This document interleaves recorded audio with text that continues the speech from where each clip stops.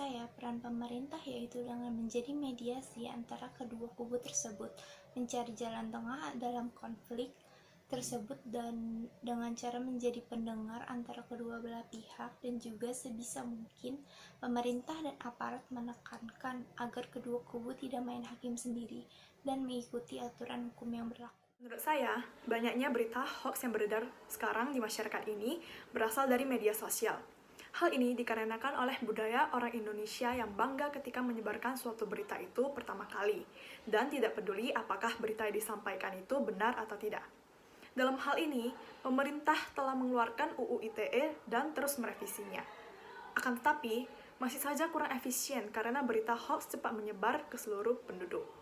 Oleh karena itu, solusi pemerintah seharusnya lebih meningkatkan penyebaran berita asli yang benar melalui akun resmi dari pemerintah itu sendiri, dan kemudian bekerja sama dengan media sosial lainnya untuk memberhentikan dan menghapus berita hoax yang beredar. Dan yang terpenting adalah pemerintah juga harus memberi penyuluhan kepada warga masyarakatnya agar tetap bijak dalam menerima berita yang beredar.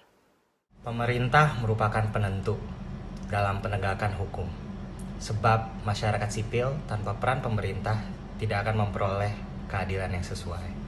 Meskipun sudah tertulis dalam Undang-Undang Dasar Pasal 29 ayat yang kedua tentang kebebasan beragama, namun pemeluk agama minoritas masih banyak mengalami tantangan dalam penegakan hukum.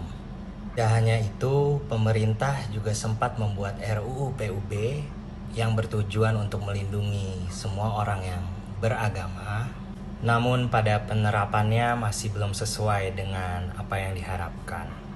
Maka solusinya adalah peran pemerintah di sini melalui aparat hukum untuk mengayomi serta membantu untuk melindungi semua umat beragama dan mempertegas oknum-oknum yang tidak mencerminkan kebinekaan kita tanpa harus melihat latar belakangnya ataupun agama. Saran saya untuk konflik ini adalah penyamarataan perlakuan sosial yang dapat dilakukan melalui pejabat-pejabat setempat atau masyarakat itu sendiri. Melihat latar belakang sejarah kita yang memang pada zaman penjajahan dipecah secara geografis dan sosial, maka terdapat kesenjangan sosial yang membiasakan masyarakat setempat atau umat Nasrani mendapat privilege khusus dibandingkan masyarakat lainnya. Sehingga ketika masyarakat tersebut dihadapi dengan perbedaan atau nilai-nilai asing, terdapat konflik antar masyarakat.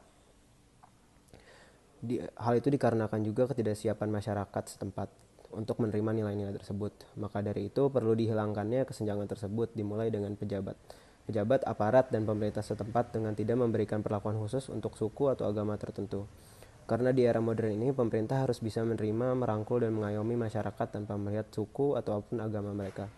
Di sisi lain, masyarakat kita juga harus lebih dewasa dalam menerima keanekaragaman dan nilai-nilai agama lain atau suku lain.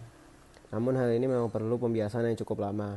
Saran lain dari saya juga, pemerintah ketika ingin membuat suatu hukum atau kebijakan, pemerintah harus melihat dari sisi aspek sosiologi dan antropologi untuk melihat apakah masyarakat tersebut sudah siap atau menerima kebijakan tersebut. Tidak seperti kebijakan pemerintah pada saat Orba yang terkesan memaksakan perubahan secara drastis.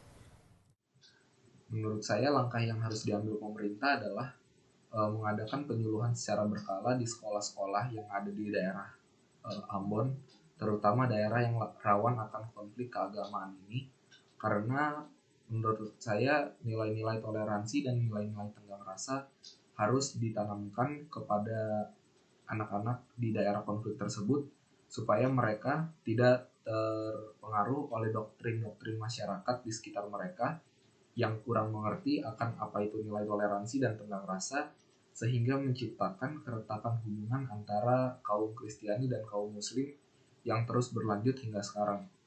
Menurut saya, untuk mengubah pola pikir generasi atau golongan tua itu akan sangat sulit, sehingga lebih baik kita memfokuskan penanaman nilai-nilai toleransi dan tenggang rasa kepada generasi-generasi yang lebih muda.